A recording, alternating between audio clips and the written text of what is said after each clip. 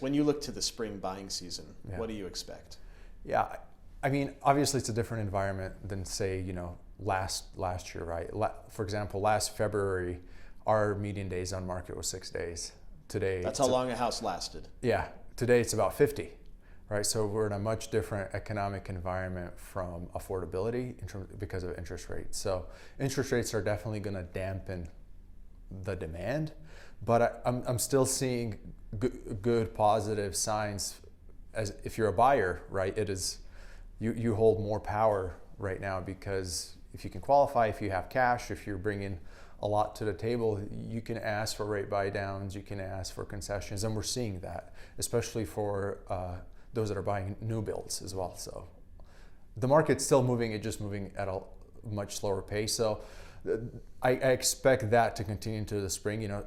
Right now the problem is we have less listings. So active listings are significantly down from the last couple of months.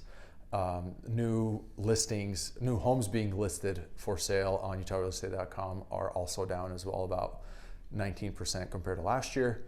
So we're seeing sellers just stay back, right? But there are still buyers, they're just more picky now. So we're still seeing the market move. So we typically in the data, we tend to see a little bit more inventory start picking up in the spring. And I hope to see that as well, because we do not need to have less homes for sale right now. And what about prices? They've come down, but they're still a lot higher than they were. Yeah, so last May 2022, we peaked at $540,000 in the median. Statewide. We're through, we're about 15% down since. We're about 6% down from previous year.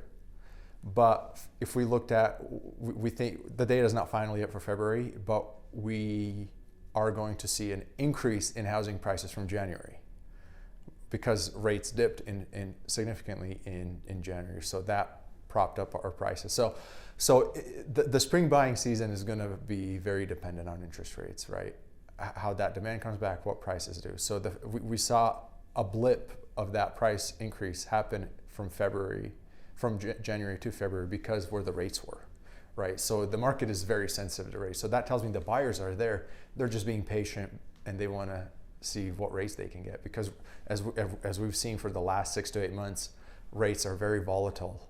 And so buyers see that and they say, well, I'll just wait a few weeks, because odds are rates might drop as we've seen in the past couple of months too. So I expect a lot of volatility going into the spring season because of the rates.